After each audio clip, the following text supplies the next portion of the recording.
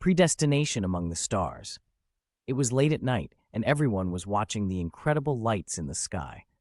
No one knew exactly what they were. Some argued they were government crafts, others thought they were extraterrestrials, and still others blamed the Chinese or the Russians. No one knew. I, however, was more concerned with our surroundings. We were up in the mountains, by ourselves, drunk and high, with no signs of letting off the booth or the weed. It was getting late, and a dense fog started to drop in all around us. Hours had passed since we last saw the flickering lights, very close to the mountain range we were at. Some of us had long since passed out and were snoring brutally, but not me. For some reason, one of those lights in the sky had left an eerie feeling in me. It was like someone or something had connected with me.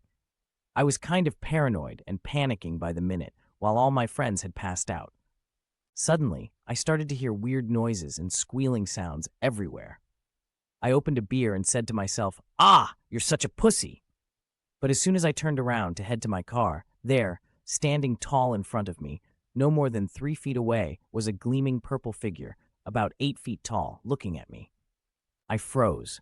I couldn't move. It was like something was holding me down. It was as if time had stopped, and I could see in a different time dimension. There were more of them. They were checking out all of my sleeping friends. Then I heard a voice. Only it wasn't a real voice I was hearing with my mind. It said, "You have been watching us for quite some time now. You are a very dangerous species. You have a destructive gene, but you also have a constructive way and a savage instinct for war, yet a deep understanding of love.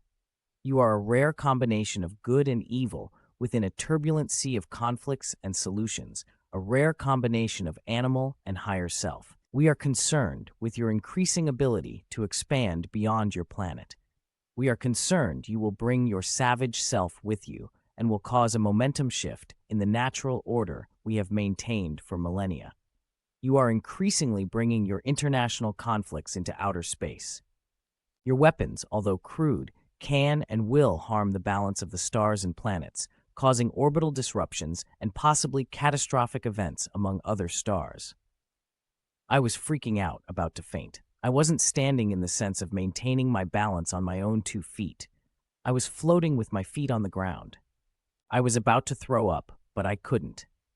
The voice said, "You will finish your law school, and you will become a congresswoman. You will become the first woman president of this nation. And when you do, you will remember this night, and you will do the right thing for your people and for the sake of this universe. The road will be hard, but we have seen the future, and you are in that future. If you deviate from this perspective and embrace an alternative future, our relationship with your species will take a turn for the unfortunate." I woke up the next day with a terrible headache.